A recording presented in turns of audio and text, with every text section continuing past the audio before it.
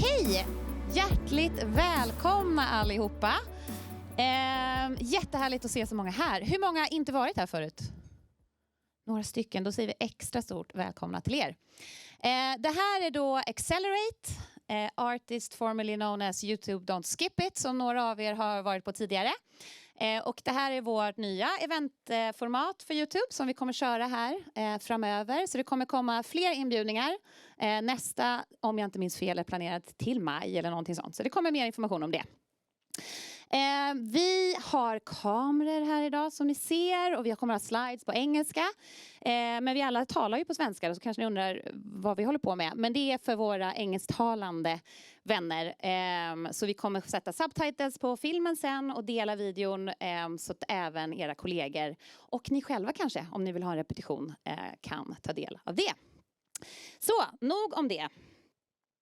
Vem är jag då, kanske jag ska säga. Jag heter Emma Magnusson och jag är partner manager här på Google. Idag har vi en fullspäckad agenda.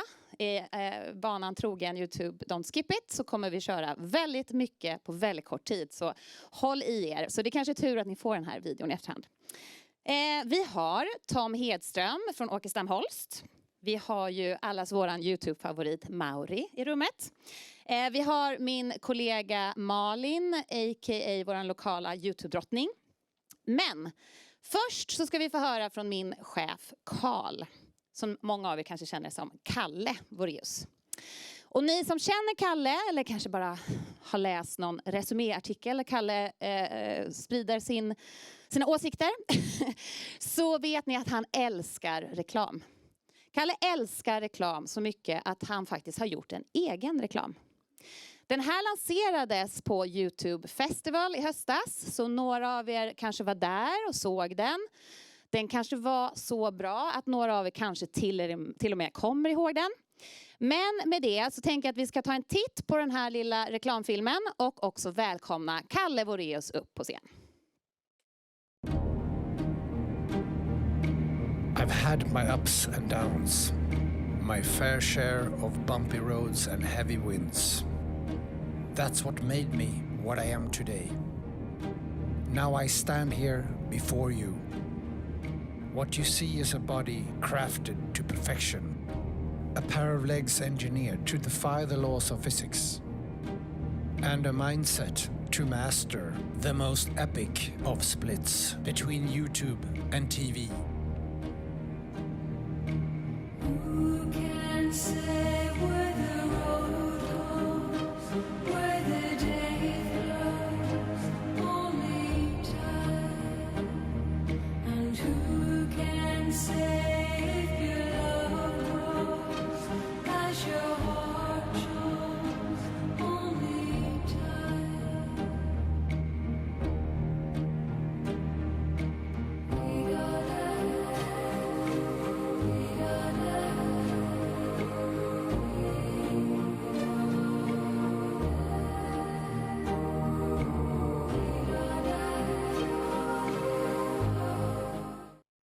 Hallå! Jean-Claude Van Damme, vilken karaktärsskådis. Det är klart man har honom som idol. Eller hur? Det var bara byxorna som gjorde att jag inte kom längre helt enkelt. Så att, om ni undrade.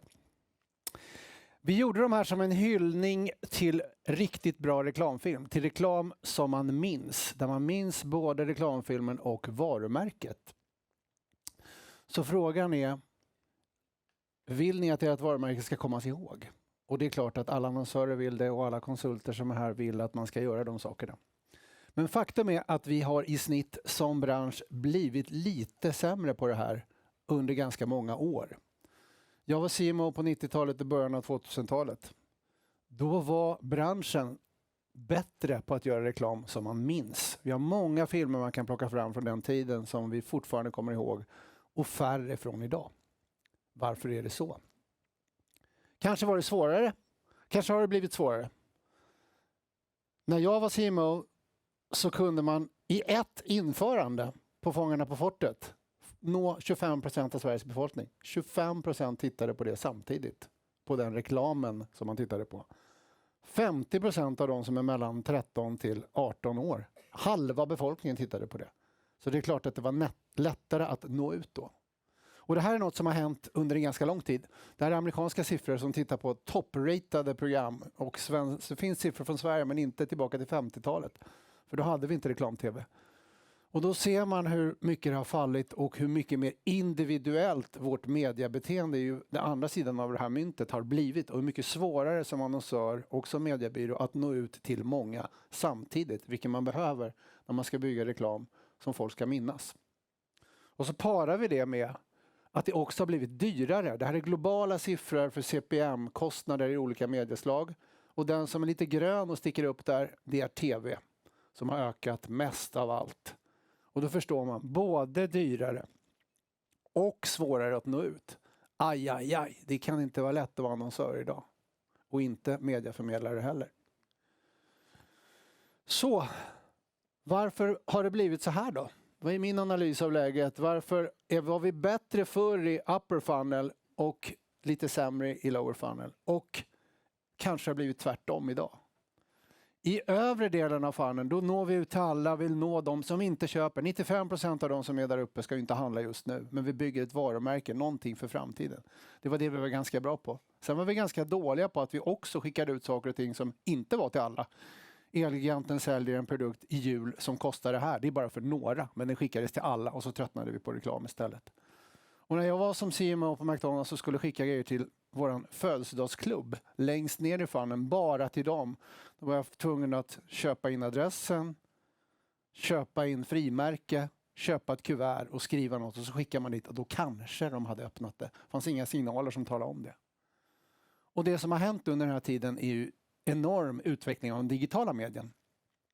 Där man längst ner i funneln kanske med sök, så det bästa alternativet att använda i de fallen är att man faktiskt kan bara styra på dem som är just nu ska handla. Det är till och med så bra reklam att de flesta som svarar på det säger att det inte ens är reklam. Det är något som hjälper mig på vägen framåt. Och går vi lite uppåt i funneln så är det de som börjar komma in i branschen. Jag funderar på en resa. Jag börjar söka lite på det. Eller jag börjar hitta andra signaler som det digitala kan plocka upp. Och så kan man styra på just dem. Det här har vi blivit mycket bättre på som bransch. Och då har vi kanske blivit lite sämre på det som är högst upp. Det vill säga att vi faktiskt måste också förbereda dem som ska senare handla. Att få någonting av någon känsla, något som de minns, något som de kan plocka fram om varumärket. Så jag skulle vilja slå ett slag för att vi kan som bransch bli bra på både nedre delen av funneln och den övre. Och det är den övre som vi ska prata lite extra om just nu. För ska man lyckas med i den övre delen av funneln, då behöver man bred räckvidd. Man behöver göra saker som minns, som man kan plocka fram ur minnet. Och allra helst ska det då vara någonting som rör våra känslor. För känslor är mycket lättare att koppla fram saker på. De flesta sakerna som vi bestämmer oss för i livet efterrationaliserar vi. Ja, just det, den där ja. Jag vet ju det till exempel själv när min dotter Filippa ska köpa någonting. Så är det massor med härliga rationella argument. Men när man egentligen lyfter på det och frågar, nej men jag bara gillar en av mina kompisar har den. Det var egentligen huvudargumentet. Och så vänder man på det. Så gör vi alla i livet. B2B varumärken gör det hela tiden. Fast de tror att det är så jävla rationellt allting. Det är emotionellt det mesta. Och därför behöver vi sånt som fastnar i minnet. Det behöver vi göra mer av. Och medieslag som gör det här bättre än andra. Det går förstås att göra i alla medier. Det går att göra printannonser och utomhusannonser som man minns. Men det är lättare när man har kombinationer av rörelse, ljud och bild tillsammans. Då är det betydligt lättare. Till och med forskning som har gjort det här, ungefär dubbelt så lätt att minnas och att få effekt från saker och ting som när man kombinerar flera sinnen. Så vad har hänt då under den här tiden? Och framförallt just nu med att pengarna flyttas. Vi har ju sett att det är ett otroligt tapp på tv. Förra året i Sverige, som jag skulle säga ligger lite före kurvan när vi tittar på andra länder, är det minus 20%. England ungefär 15%, Frankrike 5%, Tyskland är någonstans däremellan. Sverige kommer ganska långt här och det går ganska fort. 20% av intäkterna. Det är otroligt mycket. Man förstår att de måste förändra antalet som kan jobba på TV4 och antalet. Det är ju jättejobbigt måste det vara. Men det är ju tittarna som bestämmer var de vill vara någonstans. Men vad har hänt med investeringarna då om vi tittar på det? Jo, något sånt här skulle jag säga. En del flyttar över till online video som har samma förmåga som tv, som är fantastiskt bra på att få att flytta ofta minneseffekter, det vill säga för man har ofta format som är lite längre. Flyttar över till online-video som har ungefär samma förmåga. En stor del av pengarna flyttar till online-video som egentligen gör ett jobb i mid-funnel för att de är så pass korta så att de inte klarar av att göra längre. Och en del just nu på konjunktur sparas in av CFOs och andra som tycker att vi behöver spara och det är inte klokt att investera långsiktigt när det är ont om pengar. Inte en klok långsiktig strategi, men så gör många företag. Okej, så vad är det jag försöker säga? Jo, när man då flyttar pengar från tv in i online-video så är faktiskt inte alla typer. Det är svårare i online-video. I tv var det ungefär samma typer av format som man hade. Man kunde göra typer av samma sak. Det är en myriad av olika format när man kommer in i online-videomiljön istället. Och här är ju inte kan inte alla göra samma jobb. Det behövs något mer än rörelse, bild och ljud tillsammans för att man ska lyckas. Det behövs tid också. För tid, det är väldigt svårt att bygga minneseffekter på 1 sekund. Eller som de flesta av videos som ligger i scrollad video inte ens har ljud och som scrollas bort på 1,7 sekunder i snitt. Så det här har man tittat på hur stor del av när börjar minneseffekterna kicka in. Så här säger professor Karen Nelson Field att det kickar in ungefär efter 2 sekunder. Eller 2,5. Och ungefär 85% av det som investeras är kortare än så. Inget fel med det om det är det jobbet man ska göra. Men om man försöker bygga långsiktiga minneseffekter, då är det inte en bra strategi. Så, det här behöver man ha med sig. Ska vi bygga i övre delen av funneln long term memory, något som man är lasting, något som man minns, som kan plocka fram minne, som ger det kreativa förmågan att göra det här. Då gäller det att längderna är längre än 2,5 sekunder i alla fall. Och att det är ett sån typ av video som man kan också ha en liten stund och interagera med. Och är det sånt som kanske bara ska påminna om det lite längre ner i funneln. När man kommer in, jag känner redan till Ving. Jag funderar på en resa. Jag får en kort påminnelse. Jag minns all den tidigare kommunikationen. Då kanske det räcker med väldigt kort tid. Eller som jag bara behöver en varumärkespåminnelse för Marabou när jag råkar vara i det rätta tillfället. Då plockar jag upp allt gamla jag har med varumärket. Då kan det göra det jobbet. Men inom den röda rutan här ligger 85% av våra investeringar. Och inom den gula ligger 15 då i online-video. Det kan inte vara så som vi egentligen vill att det ska vara. För då kommer vi inte bygga långsiktiga vinningseffekter och då är vi tillbaka där jag börjar. Vi är lite sämre på det idag. Och mediets egenskaper är en jättestor del av den förflyttningen. Så vi behöver tänka till som mediebyråer i att hur ska vi lyckas bygga långsiktiga minneseffekter? För kombinationen av budskap, media, kreativitet är det som ger effekt. Är någon av de här 0, det står gånger emellan, så blir det 0 i effekt. Och det är det här som har blivit betydligt svårare idag när vi jobbar med rörlig bild än det var när man jobbade med tv. För när man jobbade med tv, ja, men formaten var ganska formaterade. Det är klart man kunde välja med 15 och 30 och 40. Men det är fortfarande som så vart det en diskussion om vad som behövs.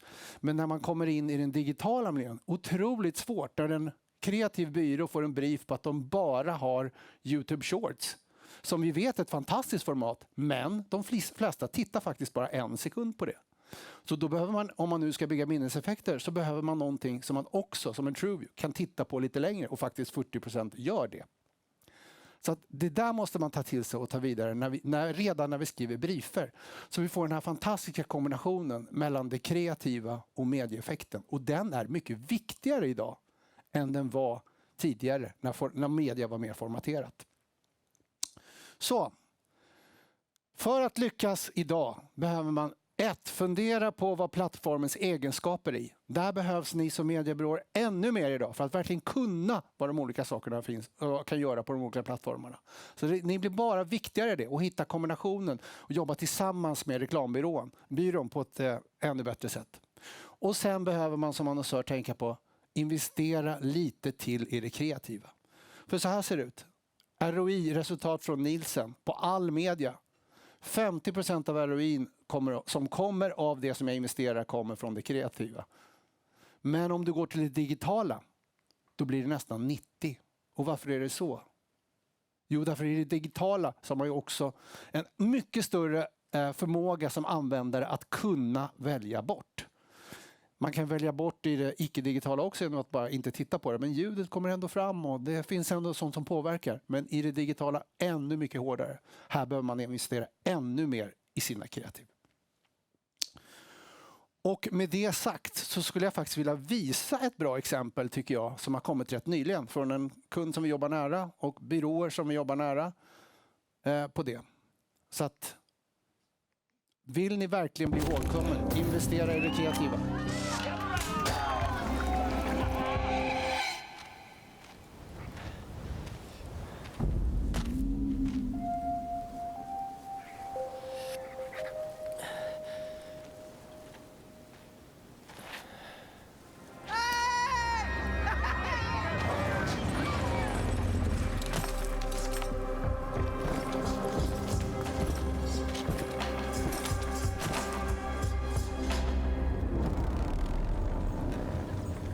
Det här är inte Telia.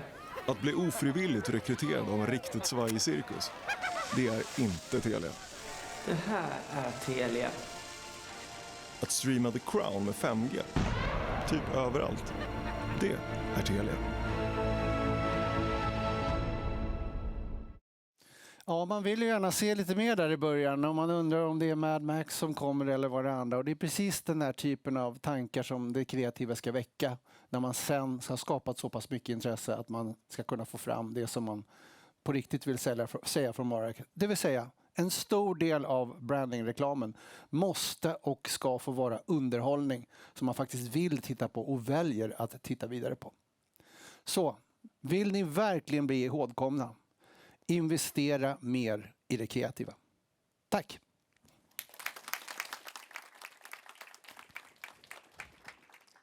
Bra, tack snälla Kalle. Ja, orsaken till YouTubes framgång, vi är ju 19 år, snart 20 år faktiskt, det är helt galet, det är liksom inte en tonåring längre. Fortsätter växa, fortsätta ha otroliga kreatörer världen över. Det är just kreatörerna som gör att YouTube har den här platsen och positionen på marknaden. Och med kreatörer så menar jag ju såklart våra kära YouTubers. Idag så är över 3 miljoner av våra kreatörers kanaler partnerkanaler, vilket innebär att man kan annonsera och de kan tjäna pengar på olika sätt på plattformen direkt på YouTube. Och det är ju fantastiskt och den siffran fortsätter bara att växa. Och jag tror att vi alla är ganska medvetna om att våra kreatörer idag har blivit riktiga, antingen nästan som mediehus eller att de använder sin räckvidd för att bredda sina affärsområden. Och det lanseras produkter och det lanseras diverse olika lösningar utöver liksom den, men med hjälp av den räckvidden som de har på bland annat på YouTube. Så det är väldigt viktigt att vi som bransch och att som medieköpare förstå vilka de här är och hur de fungerar helt enkelt. Så jag tänker att vi ska vakna upp lite nu med en tävling. Jag behöver lite hjälp här för att få fram. Vi ska tävla här på morgonen, så upp med era telefoner. Det finns såklart ett pris. Den som vinner den här tävlingen, när vi ska lära känna lite kreatörer, kommer vinna en såklart YouTube-brandad ringlight som man kan använda om man blir inspirerad och själv blir kreatör eller bara vara snyggare i nästa digitala möte. Man får välja. Bra, här har ni då gamepin och koden. Jag ger er 1 minut, sen kör vi.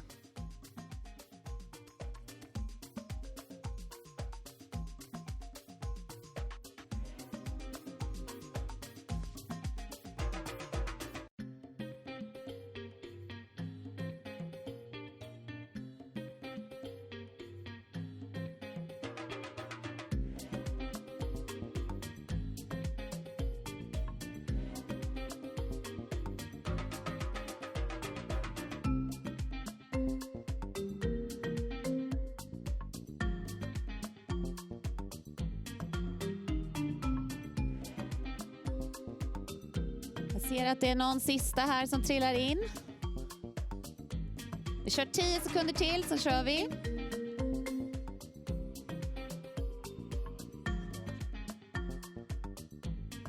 Okej, då kör vi. Jag håller tummarna att vi har någon som nailar alla rätta svar och gör det riktigt snabbt, för då får ni ett litet pris. Då kör vi. Det är fortfarande någon som kommer in. Är det någon som inte har hunnit, som vill vara med? Räck upp handen. Nej, då kör vi.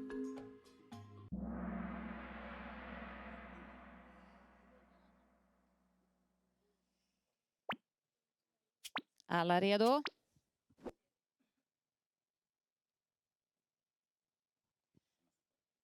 Det handlar alltså om, ska jag påminna er som inte har tävlat eller var länge sedan ni tävlade, svara rätt och svara rätt snabbt. Okej?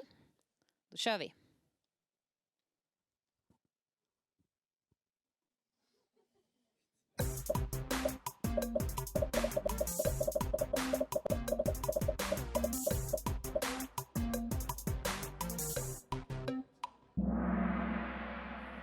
Bra, Sari. Vi hade många som röstade på läppa här, om jag kan uttala det rätt, men det var inte korrekt. Då har vi ett gäng som har svarat rätt på första frågan. Kör vi vidare. Ja, Maja, upp med en hand. Grattis Maja. Får se om du får behålla din första plats. Vi kör vidare.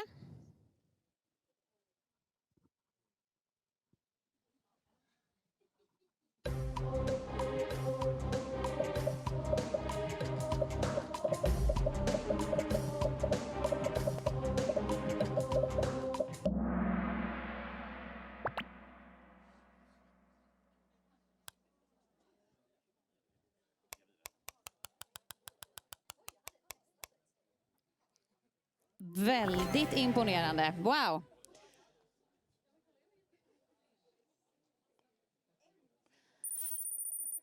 Martin går upp i ledningen. Vem är Martin? Grattis Martin. Vi kör vidare. Maja, du får kämpa dig upp. Du har hamnat på 3 nu. Nästa fråga.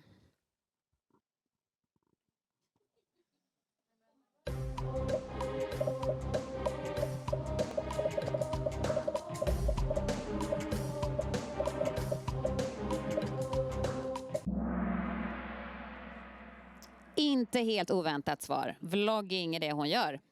Ska vi se.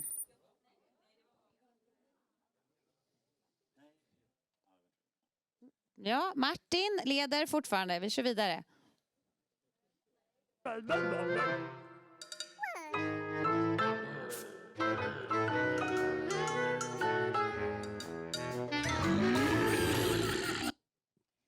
Ja, där hade vi ett litet smakprov på Finlands största influencer. Då går vi vidare.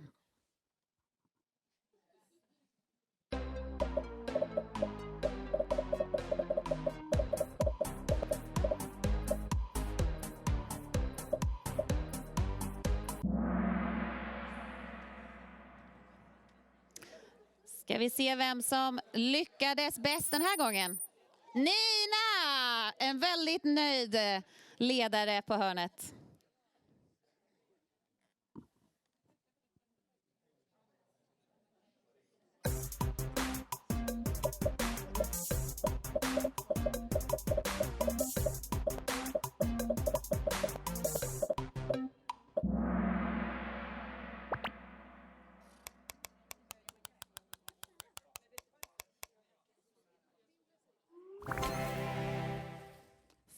$40 miljoner ändå. Det är ju, Mauri, du har lite att jobba på där. Ja. Då ska vi se vem som leder. Nina leder fortfarande. Då går vi vidare.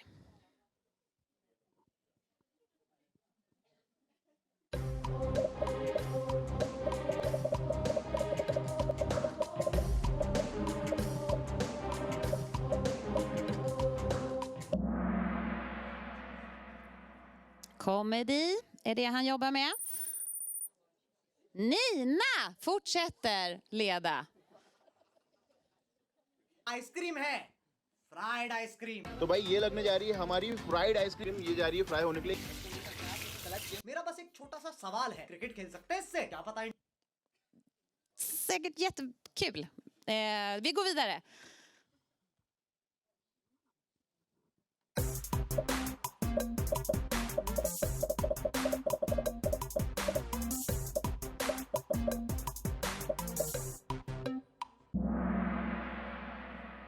Bra, många som gissade rätt här. Får vi se på vårt scoreboard. Nina, hörni gänget, nu måste vi vara lite snabbare på bollen. Ska vi se. Hur många subscribers?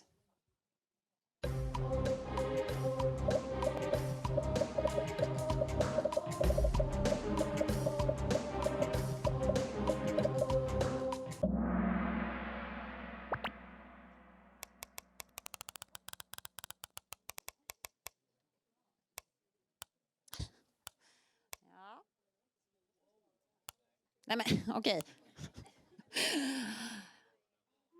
Det rätta svaret är 1 750 000. Det är väldigt imponerande siffra måste jag säga för lilla Norge. Då ska vi se.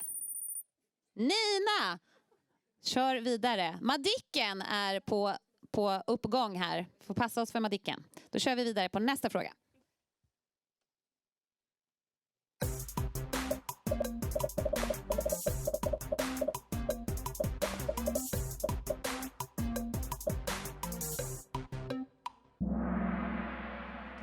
Lifestyle. Nina, nu tätt följd av Marcus L och Sofie. Swing, swing, swing the spinning step. You wear those shoes and I will wear that dress. Oh, kiss me. Då kör vi, tror jag, den sista frågan.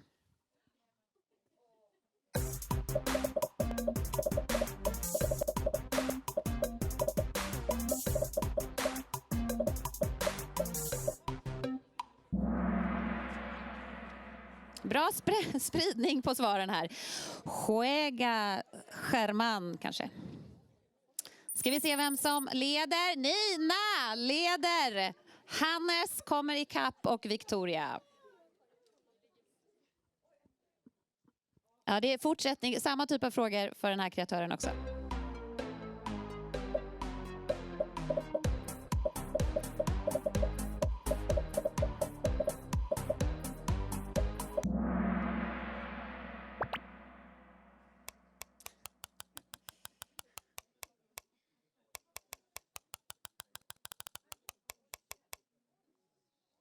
Nästan 50 miljoner subscribers. Ska vi se vad han gör för någonting då? Nej, det får vi se sen.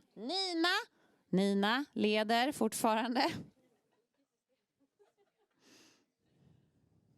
Nu är det sista frågan. Nu gäller det att ni kommer ikapp Nina.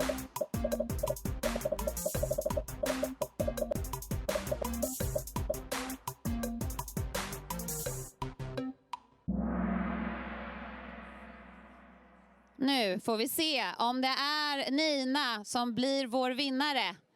Först ska vi titta på honom. Roblox, pero cada segundo que pasa me gano un suscriptor. Como puedes ver acá estoy yo con mi celular, absolutamente. Ja, där har vi honom. Nu ska vi se vem som har vunnit. Nummer 3, Julia. Marcus L. Och jag tror att vi kan gissa. Eller, Nina!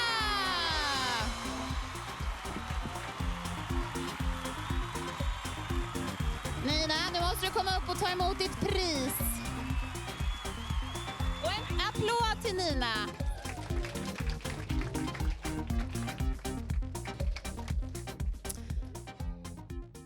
Stort tack för bra medverkan. Nu har vi lärt oss lite mer om våra både lokala och globala kreatörer. Nu har det ju blivit dags för en av allas våra favoriter. Vår lokala kreatör Mauri som har 660 000 prenumeranter. Vilket är ju skitmycket. Låter lite jämfört med 80 miljoner. Men vi är trots allt i Sverige. Han har en av Sveriges största kanaler och har blivit ett av Sveriges starkaste influencervarumärke. Han skapade nyligen rubriker när han startade sitt egna produktionsbolag Mustig Produktion AB, där Resumé gärna citerade palla tråkig reklam. Så det här tycker jag ska bli intressant. Nu ska vi köra en liten intervju. Välkommen upp, Mauri. Tack. vad Vi får kaxigt sitta och på varsin otrevligt. sida. Vad dryg jag låter. Det var liksom inte riktigt menat så. Jag fick lära mig på en utbildning en gång att man ska ha en pointy point of view för att få uppmärksamhet. Och det här tycker jag är en pointy point of view. Ja, men jag ställer också krav på mig nu att jag ska lösa någonting. Jag vet inte om jag är rätt person att göra det, men vi får Det ska se. vi få se idag. Du som sagt, du fick ju lite PR här för några veckor sedan när du lämnade Schibsted och valde att starta eget. Vill du berätta lite grann med din liksom, kreatörshatt på dig vad som gjorde att du har tagit det här steget? Men jag tror att det fanns, jag har ju drivit Uppdrag Mat via då Aftonbladet i 6 år nästan. Och det fanns väl kanske inte riktigt någon logik till slut i att jag skulle göra det där. Så vi båda parter kände väl att det kanske skulle må bättre i annan regi. Så vi har väl kommit överens om en deal. Och så nu tar jag då över YouTube-kanalen och kanske startar en till. Och ska väl börja göra YouTube-programmen och kanske TV4-program och reklam då i ett nytt produktionsbolag. Det är väldigt spännande tycker jag. Välkommen till reklambranschen. Lite mer traditionellt kanske då. Men vill du berätta lite mer vad dina tankar kring är? Du har ju startat det här nu produktionsbolaget Musti Produktion, om jag inte minns fel. Vad är dina tankar kring det här citatet som du ändå har sagt? Vad är det du ser framför dig att ni ska göra annorlunda? I det här fallet så pratade jag nog mer om reklam på YouTube som kreatörer själva gör. Jag ser ganska ofta att det kanske är någon som sätter sig i en bil, jag hoppas inte det är någon annan YouTuber här, men som sätter sig i en bil och kanske pratar i 7 minuter om en ljudboksapp. Och det är väldigt svårt att orka titta igenom de 7 minuterna med tanke på hur mycket annat innehåll det finns. Så jag har väl alltid haft som en ambition att göra vår reklam liksom underhållande. Ibland kanske på bekostnad av att alltså om man vill ha liksom bara konverteringar så kan det ju ibland vara bra att bara vara tråkig och så kanske 10% bara orkar sitta kvar och titta på det, men det är 10% som är hyfsat intresserade och så pratar jag i 7 minuter om någon ekonomiapp. Det kanske skulle kunna ge mer konverteringar, men jag tycker inte det är värt det för att det är för tråkigt. Så vi har liksom alltid kämpat med att kolla in den här retention-kurvan efter varje avsnitt och liksom hur mycket går den ner under reklamdelen. Och vi har väl på 2 år ändå lyckats putta upp den hela tiden till att ibland liksom inte ens vara märkbart vilken minut eller 2 minuter där vi har satt vår liksom integrerade reklam. Så det är väl något jag tycker är viktigt. Jag tycker det är omöjligt att kräva av en tittare att den ska orka titta på något som är tråkigt i 2 minuter. Det känns genant att ens be om det. Så då får man ändå anstränga sig att göra det underhållande och såklart få fram det kunden vill få fram. Halleluja till den. Ser du framför dig att ni kommer göra också vanlig reklam så att säga? Alltså pre-rolls, annonser som visas innan klipp? Det är väl en långsiktig plan att liksom bygga ut det. Men det första året kommer vi inte ha tid. Liksom, utan vi måste fokusera på liksom kärnuppgifterna till en början. Att producera då reality-tv av olika slag. Men långsiktigt så skulle jag gärna ge mig in i den branschen också. Jättespännande tycker jag. Det ska bli kul att höra vad Åkestam Holst har att säga sen efter detta. Det är kanske en blivande konkurrent, vi får se. Han ser skeptisk ut. Han är inte orolig. Nej, men det är jättespännande. På det här temat liksom att saker och ting i och med det digitala liksom förändras ju väldigt mycket hur man jobbar som kreatör. Och vad är din, så här, som en första fråga i en större fråga som kommer sen, men hur har livet som digital kreatör förändrats, tycker du? Från när du började, hur ser livet ut idag? På ett mer personligt plan så är det väl att i första 2 åren så satt jag och gjorde liksom allting själv. Klippte själv och ringde gäster själv och sånt. I takt med att vi har växt har vi också kunnat liksom utveckla liksom innehållet och hela allting runt omkring. Så vi är ju lite fler som jobbar med det. Det andra är väl att jag upplever att det ställs högre och högre krav på innehållet.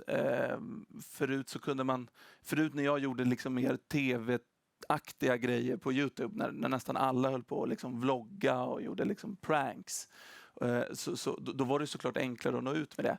Jag tror att vi är väl på väg mot att att YouTube, alltså långformatet, mer ersätter linjär-tv och andra liksom playtjänster.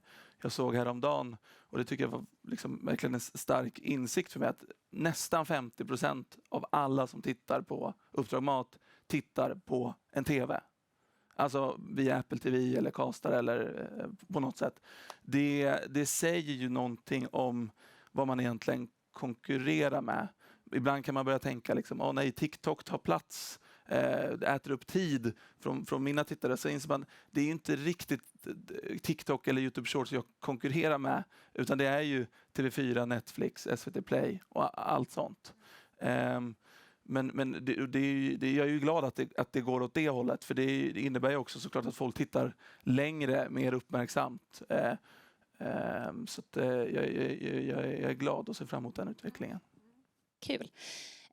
Om jag får bygga vidare på det du nämnde just med shorts versus liksom de längre formaten. Hur jobbar du med det? Hur försöker du liksom balansera mellan... Eller du kanske inte gör det alls. Jag vet inte. Har du innehåll på shorts också? Och i så fall anpassar du det? Ja, men man inser att man börjar liksom bli gammal när liksom ny utveckling och teknik skrämmer en. Alltså det känns som att jag är liksom 28 och det har redan hänt. Men för mig är liksom shortsformatet eller TikTok liksom, det är något jag har skjutit lite på. Nu när vi börjar om med produktionsbolaget i mars så måste jag ju såklart ta ett grepp på det. Men jag vet inte om jag som då nästan inte har gjort kortformat, i alla fall väldigt liten utsträckning, är rätt person att svara på det här. Jag tror inte jag vet tillräckligt mycket, jag får återkomma. Ja, men det är bra. Vi är ju alla i någon sorts experimentfas för YouTube Shorts och TikTok, och de andra försöker liksom lära oss hur man som annonsörer eller som kreatörer bäst kan jobba med det. Så att, fair point. Men du, hur ser du att varumärket Mauri utvecklas? När får vi se liksom Mauri-börjaren? Och vad har du för vision framför dig? Det är så märkligt att prata utifrån sig själv som ett varumärke. Alltså det är sinnessjukt och bara jag är ett varumärke. Alltså så, du är det. Ja, men så tänker man ju inte. Det är svårt att tänka. Men det är väl att... Alltså, dels så vill jag ju försöka använda det till att skapa ett produktionsbolag. Det gör det ju i vissa fall kanske lättare att få en kund liksom, när de vet vad man har gjort innan på något sätt. Så det är väl ett sätt att göra någonting långsiktigt av det. En dag tröttnar ju folk på mig och då vill man väl ha något mer som håller.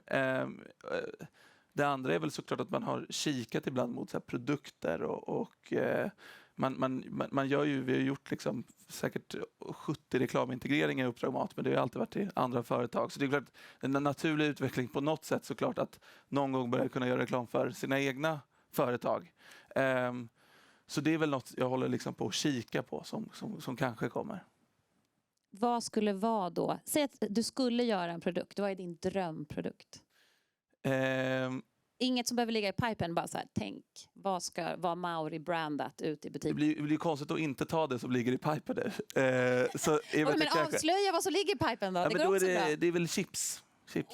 Ja, som ligger i pipen. Har du den första målgruppen här? Ja, Mauri chips. Ja. Taget. Låter bra. Vad är det för smak? Vi håller på att testa fram nu. Men det finns lite roliga chili cheese och sånt som känns väldigt god. Ja. Kul. Några sista frågor. Hur ligger vi till med tid? 2 minuter. Bra. Har du några tips till någon som skulle vilja bli kreatör, som liksom ska gå in i det steget idag? På YouTube för övrigt. Ja, men då, alltså, jag har liksom egentligen följt samma formula sen jag började. Och det jag börjar liksom alltid i den änden som är att få folk att faktiskt klicka på det, att faktiskt konsumera det. I början kanske det var ännu mer rubrik och thumbnail. Nu är det väl också lite liksom, de första sekunderna i och med att YouTube kan starta automatiskt om man stannar vid ett klipp. Men det är ju att så här, det första steget måste vara att få någon att faktiskt vilja konsumera det. Det kan liksom inte börja i någon annan ände. Man kan liksom aldrig börja i änden. Det här blir skitroligt innehåll. Och så bara, men hur ska vi få någon att titta på det? Då spelar det liksom ingen roll hur bra innehåll man har om inte någon har börjat titta på det. Att börja i den änden och sen koppla på liksom, okej, hur gör vi så bra innehåll vi kan av det här? Och känner man att man kan liksom få in båda, ja, men då har man något som kan funka. Sen är det såklart lite svårare, så alltså man måste väl också bygga någon sorts känsla kring vad som faktiskt skapar liksom en nyfikenhet som gör att man vill klicka eller vad det nu är. Och det är ju svårt att liksom börja teoretisera kring det nu på 30 sekunder. Men där någonstans skulle jag säga att man måste börja. Bra. Stort tack. En stor applåd till Mauri. Tack.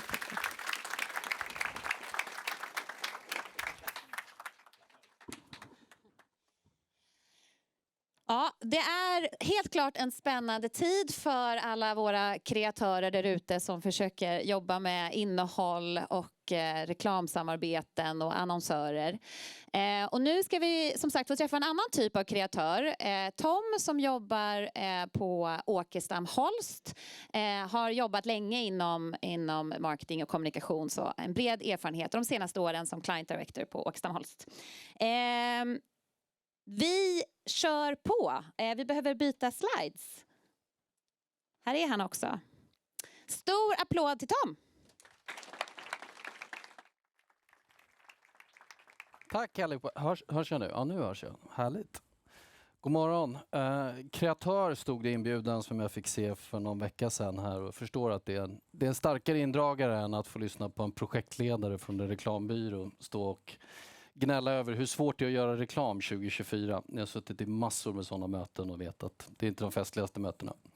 Men vi har i alla fall haft ett samarbete med YouTube i kanske ett halvår nu. Vi har haft lite diskussioner med Carl och gänget och kommit till insikten att vi står inför en ytterligare omställning och vi måste ta det här på allvar och vi måste omfamna alla chanser vi har att hitta de här möjligheterna att få komma lite djupare in i huvudet på våra konsumenter, göra lite reklam som faktiskt tar för sig så att vi inte bara sitter med de här superkorta formaten och krigar på 1,7 sekunder. Det är väl kanske ett halvår för tidigt egentligen att stå här på scen, för vi har inte några lösningar, utan vi ser att vi är på god väg att komma till lite fina lösningar och vi har liksom tankar kring hur vi ska komma dit. Men vi har inga exempel eller liksom resultat som visar att vi har knäckt koden på något sätt. Förhoppningsvis kan vi stå här om ett halvår och berätta om hur det gick. Men vi tänkte vi börja, för vi är ju ett ängsligt skrå och vi är alltid oroliga att tänka så här, men det första folk undrar sen, när blir vi av med de här reklambyråmänniskorna, när ersätts de av AI då? När kommer roboten och tar över till slut?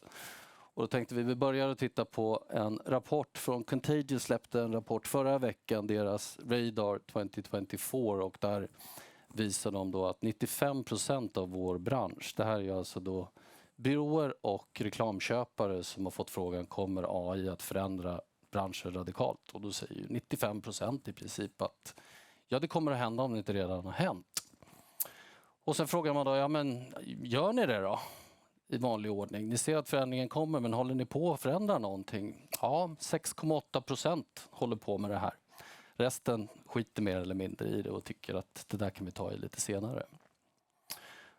Och kunderna då, som vi sa, vi är ett ängsligt gäng. Vi säger, ja men kunderna sitter ju och väntar på, det här är ju lösningen. Reklamen kommer ju då inte ta 6 månader att ta fram längre och den kommer ju bli så mycket bättre. Och herre jävla vad billigt det kommer bli alltihop liksom, när de här AI-robotarna får ta över alltihop.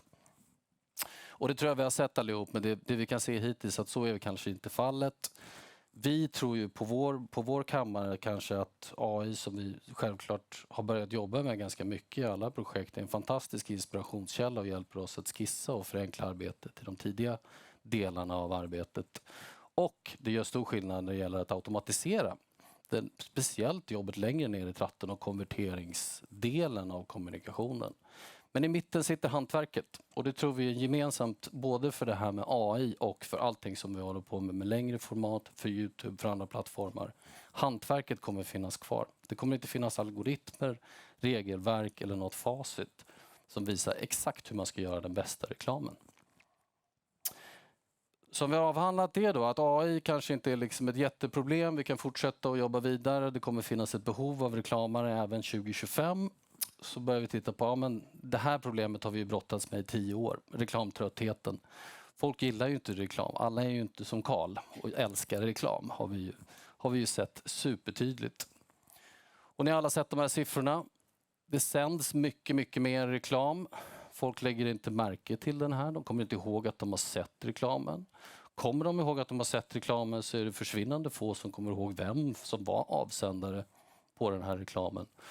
Och de som faktiskt kommer ihåg och har sett och så vidare, så ser vi att effekten det har på faktiskt försäljning eller prispremie eller vad det kan vara går också väldigt snabbt neråt. Så att reklamen blir sämre och får sämre effekt helt enkelt. Går vi tillbaka och frågar då, men vad är problemet här då? Frågar man reklamarna, hur ser det ut? Gör vi bra reklam? Ja, 85% tycker att det är ganska genomsnittligt det vi håller på med. Så det kanske inte är helt konstigt att det ser ut som det gör, den här negativa kurvan. Några fler, 10% tycker att det vi gör är fantastiskt. Ökande i alla fall. Vi är en optimistisk bransch. Och frågar man oss, är ni stolta över att hålla på med det här då? Jajamän, 85% är svinstolta över att göra den här reklamen som är 95% genomsnittlig. Och vi har varit med om det här förut. Det är ett förändrat mediebeteende och vi behöver förändra våra arbetssätt. Och det här har vi gjort förut. Sättet vi oftast gör är att vi sätter oss och så gnäller vi ett par månader. Vi sitter i ett rum tillsammans, alla liksom kloka reklamare, och så säger vi, men varför förstår inte alla bara att det vi håller på med är ju lösningen? Varför måste vi göra någonting annat? Och sen efter ett tag så kommer vi till insikten att vi behöver nog bara bestämma oss för att vi testar det här nya. Och då brukar vi hitta på en mantran. Då började vi nu har jag varit med sen internet började, och då gick vi in i kundmöten och sa, nu har vi lösningen, vi ska inte presentera reklamfilmsmanuset först utan vi ska presentera en digital idé först. För att om det är en digital idé som är bra, då går det alltid att göra tv-reklam på det sen. Och det älskar kunderna och tyckte fantastiskt, gud vad bra, nu har de äntligen fattat, och så köpte de här digitala idéerna. Och så gjorde vi tusentals kampanjsajter och lite tv-reklam som gjorde reklam för de här kampanjsajterna och försökte få folk att gå till dem. Och det är ganska bra. Sen vände det och vi insåg att folk sitter inte framför datorn hela tiden, de sitter med mobilen, så att nu ska vi börja presentera mobila idéer först. Och så ska vi bygga appar och grejer, och sen gör vi tv-reklam som uppmanar folk att ladda ner de här apparna eller gå in i de här mobila upplevelserna. Och det funkar också ganska bra. Sen kom nästa lite längre mantra, så var det här, men nu måste vi ju liksom förstå att folk vill inte ha reklamen, de vill ha underhållningen. Vi måste sluta att försöka avbryta den här underhållningen och bli underhållningen. Nu ska alla vara som Red Bull. Nu ska vi göra fantastiska stunts, 5 minuters filmer, långa grejer som alla vill se. Vi måste bli underhållning. Och det fungerade också ganska bra. Vi gjorde en hel del, men det var ju också väldigt mycket content som producerades som gick helt obemärkt förbi och som ingen tittade på. Och tittade man ganska ofta på produktionskostnaderna så var det väl lite svårt att försvara alla 8 minuters dokumentärer om hur vi hade tagit fram ett nytt kändischips eller vad det nu kunde vara för någonting. Och vad är då mantrat för idag, 2024? Vad kan vi hitta på nu då? Vad är det vi ska gå ut och säga som gör att vi kan verkligen signalera att nu kommer vi förändra alltihop igen? Det är lite knixigare, för vi tycker väl ändå att utmaningarna idag, vi är alla överens om att rörligt är det viktigaste. Vi fortsätter att se att i princip allt som konsumeras är ju någon slags rörlig form. Det är film som är det viktiga. Däremot så blir det ju liksom kortare och kortare format, och det är speciellt de här superkorta formaten som är de absolut knixigaste och som står för de största delen av viewsen helt enkelt. Sen blir ju varumärket och avsändare nästan likvärdigt. Vi lägger mer tid på att försöka förstå hur ska vi få folk att verkligen fatta vem som var avsändare här, än att försöka bygga in någonting i vad var det varumärket ville säga. Absolut viktigast i allting är, kommer folk förstå att det är vi som sänder av den här reklamen nu? Vi behöver mer variation, vi behöver fler filmer för fler plattformar, för fler olika tillfällen och för fler syften och fler format. Idag när vi tittar på våra standardleveranser, vi är snart uppe ungefär 1000 filer i leveransfiler när vi ska täcka alla plattformar i en ganska typisk medieplan. Och på det så har vi produktionsbudgetar som krymper, med en valuta som inte är värt speciellt mycket nu för tiden, och i en konjunktur där produktionen har blivit dyrare. Så att vi har väl liksom hälften att röra oss med till 30% högre kostnader och dubblat behoven av hur mycket vi behöver producera. Så det blir verkligen koka soppa på en spik. Och vad försöker vi göra då? Vi har ingen liksom solklar lösning. Det här är en metod som jag i alla fall har försökt att göra i våra projekt med mina kunder, att vi tror ju ändå på starka koncept och varumärkeskoncept och reklamkoncept. Och det här är ju ett sätt att snabbt få igenkänning och liksom lyckas med det här tricket, att folk fattar vem det är och att man kan få igenom en stor del av budskapet genom att ha de här väldigt starka igenkänningsbara koncepten. Sen behöver vi en kampanjidé, men det kanske inte är så att vi bara behöver en idé för en kampanj, utan vi måste dela upp det i de olika behoven. Vad har vi för behov av en idé som fungerar som påminnare för resten av kampanjen och så vidare. Det vi gör då för att hålla det lite enkelt är att vi säger att vi behöver en superkort idé, en kort idé och en lite längre idé helt enkelt. Vi behöver en idé som funkar på de här superkorta formaten och vi behöver en idé som funkar på kanske 10, 15, 20 sekunder när vi har lite mer tid att berätta en historia. Och sen kan vi fundera på vad gör vi i de lite längre formaten. Om det är liksom 30 sekunders tv-reklam eller om det är 45 sekunder på bio eller om det är en TrueView eller om det är samarbete med liksom YouTube-kreatörer. Det kan vara lite vad som helst, men det är ändå intressant att bara tänka på vad gör vi i den här idén om vi får tillåtelse att spendera lite mer tid i konsumentens huvud än de 1,7 sekunderna som vi har längst till vänster på den superkorta idén. Superkort brukar vi försöka att jämföra med, det är lite som att man åker tunnelbana eller rulltrappsskyltar. Alla de här scrollmedierna som vi har egentligen, om det är display eller om det är liksom meta eller om det är alla scrollbaserade, allting som går att swipa bort ganska snabbt säger vi. Ja, men det är precis som att åka tunnelbana eller rulltrappa och åka förbi de här rulltrappsskyltarna.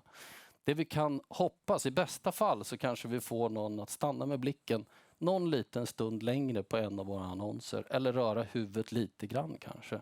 Men det är det enda vi ska hoppas på. Vi kan inte hålla på och berätta historier på de här ytorna. Men vi kan visa många av dem och vi kan berätta en historia kanske genom att man ser flera på rad och så vidare. Sen har vi de här 20 sekunders formaten, 15 och 20 sekunders formaten och det är klart det är knixigt också att berätta historier på 10, 15, 20 sekunder. Och där tittar vi på hur kan vi få till det räcker, kommer en film att göra jobbet och där börjar vi, det vi labbar med nu är väl att vi säger låt oss skapa filmvärldar där man kan skapa igenkänning över tid genom att vi skapar en filmvärld och så djupdyker vi ner i olika situationer från den här filmvärlden och folk kan känna igen den på kortare format och på längre format och vi får ut kampanjer som kanske håller lite längre. För vi ser också att en konsekvens av att jobba med de här kortare formaten, speciellt i online-video, blir ju att wear-out kanske går lite fortare. Man tröttnar lite snabbare på de här formaten helt enkelt, när de är lite kortare. Och vi vill ju gärna, eftersom vi har lägre produktionsbudgetar, så vill vi göra färre med värre. Vi gör hellre 1 eller 2 stora kampanjer på året än 4 små. Men då måste de kunna hålla i 12 månader, ibland kanske upp mot 18 månader också, de här kampanjerna. Så jag tänkte visa lite grann och nu har ju Kalle redan visat TrueView-versionen av det här. Men vi har under det här halvåret med YouTube så har vi i alla fall konstaterat att det vi har gjort fel tidigare är att vi har ju gått ifrån att så här, allt det där löser vi i klippning. Vi tar fram en 45 sekunders film och sen klipper vi ner det till 30, 20, 15, 10 och så vidare. Och så låser vi manuset kring den här 45 sekunders filmen och den här idén runt 45 sekunders filmen.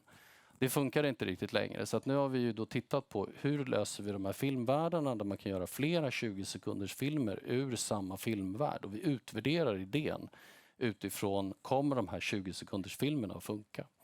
Sen ser vi hur kan vi få ihop de här 20 sekunders filmerna eller allt det här materialet, hur kan det skapa mycket, mycket bättre innehåll som då kan fungera i ett längre format. Och där har vi då fått mycket hjälp av Google och YouTube. Så istället för att vi ringer in dem när vi har klippt en version och frågar dem vad tycker ni om det här, så plockar vi in dem redan på manusnivå. Och sitter och tittar på så här, tror vi att det här manuset nu har beståndsdelarna som vi tror behövs för att klippa en smart TrueView av det här i slutändan. Som kan få folk att på de här 6 sekunderna vilja titta lite längre helt enkelt. Så jag tänker jag visar de här telefilmerna. Nu visar jag 3 stycken. Först huvudfilmen som egentligen berättar hela historien och sen djupdykningar i 2 filmer varav en är taktisk och sen får ni se den här TrueViewn också.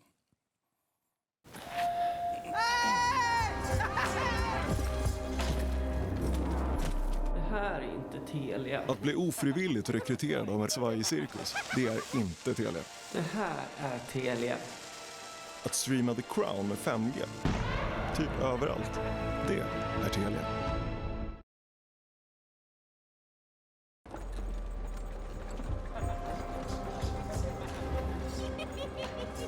Det här är inte Telia. Det här är Telia. 5G typ överallt, det är Telia.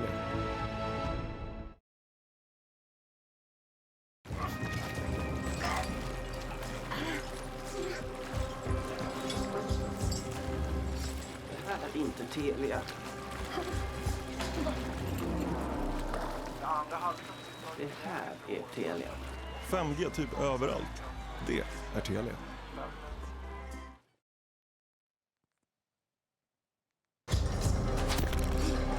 Det här är inte Telia. Det här är Telia.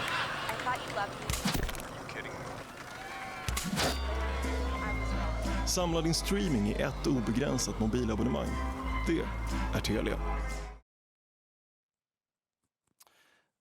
Det som blir lite intressant med de här... Ja, nu ska vi se.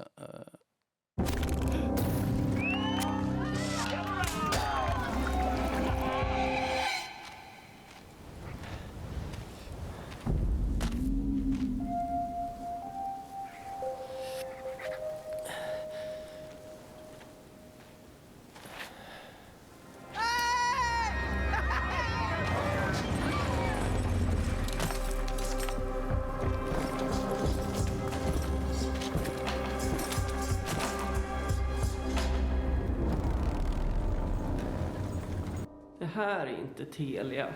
Att bli ofrivilligt rekryterad av en riktigt svajig cirkus, det är inte Telia. Det här är Telia. Att streama The Crown med 5G, typ överallt, det är Telia.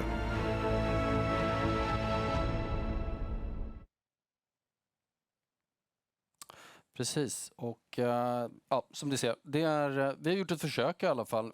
Vi har skapat den här filmvärlden, gjort ett antal 20 sekunders filmer och självklart ett antal kortare nedklippningar av dem som är anpassade för olika kanaler. Vi har varianter för TikTok och shorts och reels och så vidare där vi har mera handfilmat material och olika perspektiv. Och sen den här Truvien då som vi har försökt att liksom på ett sant Hollywood-manér traila i början liksom, så att de här 6 sekunderna ska bli så intressanta som möjligt för att få folk att vilja titta lite mer. Det är långt ifrån alla som gör det, men vi har väl resonerat så att vi måste titta på vad är värdet egentligen av om 1 av 10 tittar på hela vår film, är det värt mer än att liksom 100 personer har sett en kort version och bara kommer ihåg att de såg någonting fladdra förbi från Telia som i princip bara sa någonting om 5G. Så att vi tror ju någonstans att vi måste börja värdera de här 1 av 10 eller om det är 1 av 20 eller om det är 1 av 5 som faktiskt tar till sig och vill titta på vår reklam och får en lite djupare upplevelse. Då måste vi omfamna de möjligheterna. Sen måste vi hitta smartare sätt att värdera det helt enkelt. Jag tror att där ligger en stor del av utmaningen. Så vi kämpar på helt enkelt. Tack! Jag hinner inte ställa frågan. Tack snälla Tom, väldigt intressant.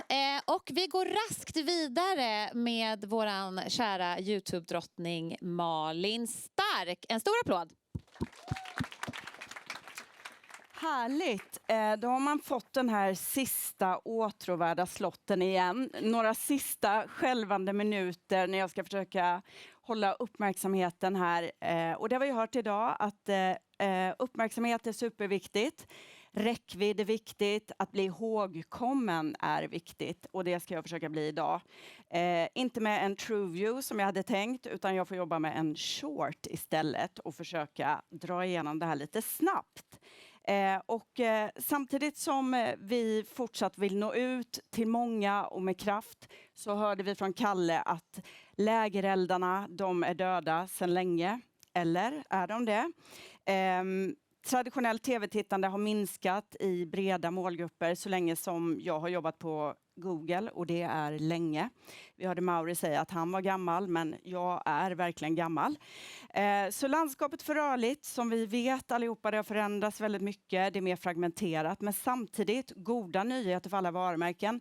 Vi spenderar så mycket tid på att konsumera rörligt idag, så räckvidden, den finns där ute.